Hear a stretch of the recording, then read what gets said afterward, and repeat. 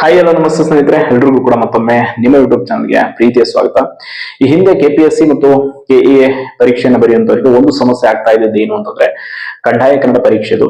So ನಾವು already SLC ಮತ್ತು PUC ಪ್ರಥಮ ಭಾಷೆಯಾಗಿ ಕನ್ನಡವನ್ನ ಓದಿದ್ದೀವಿ, ಮತ್ತ್ಯಾಕೆ ಕಡ್ಡಾಯ ಕನ್ನಡ ಪರೀಕ್ಷೆಯನ್ನು ಬರೆಯೋದು ಅಂತ ತುಂಬಾ ಜನರದ ಅಬ್ಜೆಕ್ಷನ್ ಇತ್ತು.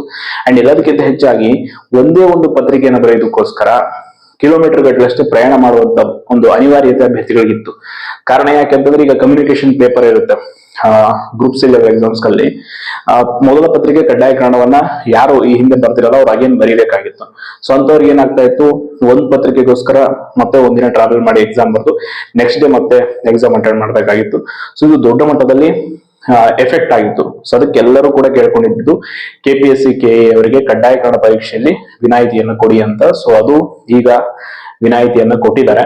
ಬಟ್ ವಿನಾಯಿತಿಯನ್ನ ಕೊಡೋದ್ರ ಜೊತೆ ಇನ್ನೊಂದು ನೀವು ಅಪ್ಡೇಟ್ ಅನ್ನ ಮಾಡ್ಬೇಕು. ಅದು ಏನು ಅಪ್ಡೇಟ್ ಅನ್ನೋದ್ರ ಬಗ್ಗೆ ತಿಳಿಸ್ಕೊಡ್ತೀನಿ ಬನ್ನಿ. ಅಂಡ್ ಯಾವ ರೀತಿ ಅಪ್ಡೇಟ್ ಮಾಡಬೇಕು, ಏನೆಲ್ಲ ಡಾಕ್ಯುಮೆಂಟ್ಸ್ ಗಳ ಅವಶ್ಯಕತೆ ಇರುತ್ತೆ ಅಂತ ಅನ್ನೋದ್ರ ಬಗ್ಗೆ ನಾನು ಹಿಂದೆ ಕೂಡ 2 ವಿಡಿಯೋಗಳನ್ನ ಮಾಡಿದ್ದೆ. 2 ವಿಡಿಯೋದಲ್ಲೂ ಕೂಡ ಕಂಪ್ಲೀಟ್ ಆಗಿ ಮಾಹಿತಿಯನ್ನ ತಿಳಿಸಿದ್ದೆ. ಯಾವ ರೀತಿ ನೀವು SLCದು ಆ ಒಂದು ಅಂಕಪಟ್ಟಿಯನ್ನ ನೀವು ಒಂದು PDF ಫಾರ್ಮೆಟ್ ಅಲ್ಲಿ ಇಟ್ಕೊಂಡಿರ್ಬೇಕು. ಸೊ ಇಲ್ಲಿ ಅಪ್ಲೋಡ್ ಮಾಡಬೇಕಾಗುತ್ತೆ, ಅವಶ್ಯಕತೆ ಇದೆ. ಸೊ ಅದ್ರ ಬಗ್ಗೆ ನಾನು ಇದೇ ವಿಡಿಯೋದ ಒಂದು ಡಿಸ್ಕ್ರಿಪ್ಷನ್ ಬಾಕ್ಸ್ ಅಲ್ಲಿ ನಾನು ಲಿಂಕ್ ಹಾಕಿರ್ತೀನಿ. ನನ್ನ ಓಲ್ಡ್ ವಿಡಿಯೋ ಅಂದ್ರೆ ನಾನು ಆ ವಿಡಿಯೋದಲ್ಲಿ ಡೀಟೇಲ್ಡ್ ಆಗಿ ಎಕ್ಸ್ಪ್ಲೇನ್ ಮಾಡಿದ್ದೆ ಯಾವ ರೀತಿಯಾಗಿ ನೀವು ಸ್ಟೆಪ್ ಬೈ ಸ್ಟೆಪ್ ಈ ಒಂದು ಕಡ್ಡಾಯ ಕನ್ನಡ ವಿನಾಯಿತಿಯನ್ನು ಅಪ್ಡೇಟ್ ಮಾಡೋದು ಅಂತ. ಸೊ ದಯವಿಟ್ಟು ಅದನ್ನ ನೀವು ವಿಡಿಯೋ ನೋಡ್ಬಿಟ್ಟು ಅಪ್ಡೇಟ್ ಮಾಡ್ಕೊಳ್ಳಿ. ಅಂಡ್ ಯಾವೆಲ್ಲ ಪರೀಕ್ಷೆಗಳಿಗೆ ಈಗ ಅಪ್ಕಮಿಂಗ್ ಕೃಷಿ ಅಧಿಕಾರಿ ಆಗಿರ್ಬೋದು, ಪದವಿ ಹಂತದ ಗ್ರೂಪ್ ಸಿ ಲೆವೆಲ್ ಎಕ್ಸಾಮ್ಸ್ ಅದೆಲ್ಲ ಒಂದು ಪ್ರಕಟಣೆಯಲ್ಲಿ ಕೊಟ್ಟಿದ್ದಾರೆ, ಡೀಟೇಲ್ಸ್ ನೀವು ನೋಡಬಹುದು ಸ್ಕ್ರೀನ್ ಮೇಲೆ. ಈ ರೀತಿಯಾಗಿ ಈ ಒಂದು ಕೆಳಕಂಡ ಪರೀಕ್ಷೆಯನ್ನ ಅರ್ಜಿ ಹಾಕ್ದವರು ಕೂಡ ನೀವು ಹೋಗ್ಬಿಟ್ಟು ಈ ಒಂದು ನಿಮ್ಮ ಒಂದು ಏನಿದೆ ಟ್ಯಾಬ್ ಇದೆ ಅಪ್ಲಿಕೇಶನ್ ಟ್ಯಾಬ್ ಅಲ್ಲಿ ನೀವು ಹೋಗ್ಬಿಟ್ಟು ಎಡಿಟ್ ಮಾಡ್ಕೊಳ್ಬೇಕಾದ ಆಪ್ಷನ್ ಕೊಟ್ಟಿದ್ದಾರೆ. ನಿಮ್ಗೆ ಎನೇಬಲ್ ಆಗಿರುತ್ತೆ, ತುಂಬಾ ಜನಕ್ಕೆ ಆಲ್ರೆಡಿ ಅದು ಬಂದಿದೆ.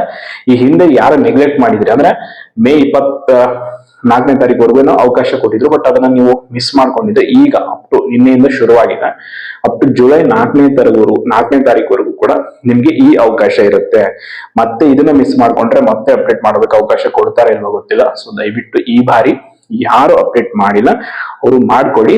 ಅಂಡ್ ಅಪ್ಕಮಿಂಗ್ ಡೇಸ್ ಅಲ್ಲಿ ನೀವು KPSC ಪರೀಕ್ಷೆ ಬರೀತೀನಿ ಅಂತಂದ್ರೆ ನಿಮ್ಗೆ ಕಡ್ಡಾಯ ಕನ್ನಡದಿಂದ ವಿನಾಯಿತಿ ಇರುತ್ತೆ. ಅಂದ್ರೆ SLC ಮತ್ತು PUC ಅಲ್ಲಿ ಪ್ರಥಮ ಭಾಷೆಯನ್ನ ಕನ್ನಡವನ್ನಾಗಿ ಓದಿರ್ಬೇಕು. ನೀವು ಕನ್ನಡ ಭಾಷೆ ಫಸ್ಟ್ ಲ್ಯಾಂಗ್ವೇಜ್ ಕನ್ನಡ ಆಗಿದ್ರೆ ನಿಮಗೆ ನೆಕ್ಸ್ಟ್ ಎಕ್ಸಾಮ್ಸ್ ಅನ್ನ ಬರೆಯುವಂತದ್ದು ಅವಶ್ಯಕತೆ ಇರಲ್ಲ. ಸೊ ಯಾರು ಕೂಡ ಇದ್ರ ಬಗ್ಗೆ ನೆಗ್ಲೆಕ್ಟ್ ಮಾಡಕ್ ಹೋಗ್ಬಿಡಿ.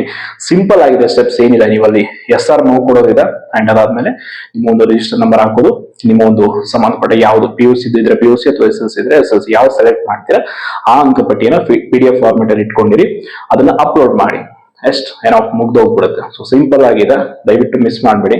ಬಿಕಾಸ್ ನಾನು ಹಿಂದೆ ಕೂಡ 2 ವಿಡಿಯೋ ಮಾಡಿದ್ದೆ, ಕಂಟಿನ್ಯೂ 3 ವಿಡಿಯೋ. ಬಟ್ ಆದ್ರೂ ತುಂಬಾ ಜನ ಮಿಸ್ ಮಾಡ್ಕೊಂಡಿದ್ರಿ. ಬಿಕಾಸ್ ಕೆಲವರಿಗೆ ಇನ್ಫಾರ್ಮೇಶನ್ ರೀಚ್ ಆಗಿರಲ್ಲ. ದಯವಿಟ್ಟು ಅಂತವ್ರಿಗೆ ಶೇರ್ ಮಾಡಿ, ಈ ರೀತಿ ಇದೆ ಮಾಹಿತಿ ಅಂತ. ನಿನ್ನೆ ತುಂಬಾ ಜನ ಟೆಲಿಗ್ರಾಮ್ ಗಳಲ್ಲಿ ನೋಡಿರ್ತೀರಾ. ಬಟ್ ಆದ್ರೂ ಕೂಡ ಕೆಲವರು ಏನ್ ಮಾಡ್ತಾರೆ, ನೆಗ್ಲೆಕ್ಟ್, ಏನ್ ಬಿಡಿ ಇನ್ನೊಂದಿಷ್ಟು ದಿನ ಇರುತ್ತೆ ಅವಕಾಶ, ನೀವು ಕೊನೆಯ ದಿನ ಟ್ರೈ ಮಾಡಕ್ ಹೋಗೋದು. ದಯವಿಟ್ಟು ಮಾಡಕ್ ಹೋಗ್ಬೇಡಿ. ಬಿಕಾಸ್ ಕೊನೆಯ ದಿನ ಸರ್ವರ್ ಬಿಸಿ ಇರುತ್ತೆ, ಅವತ್ತು ನೀವು ಅಪ್ಡೇಟ್ ಮಾಡಕ್ ಆಗಿಲ್ಲ ಅಂತಂದ್ರೆ ಅದಕ್ಕೆ ಇದು ತುಂಬಾ ಇಂಪಾರ್ಟೆಂಟ್ ಆಗಿರೋದ್ರಿಂದ ನೀವು ಇನ್ಸ್ಟ್ರಕ್ಷನ್ ಅನ್ನ ಸರಿಯಾಗಿ ಫಾಲೋ ಅಪ್ ಮಾಡಿ, ಏನಿದೆ ಅದನ್ನ ಫಿಲ್ ಮಾಡಿ ಅಂತ ಹೇಳಿದ. ಧನ್ಯವಾದ.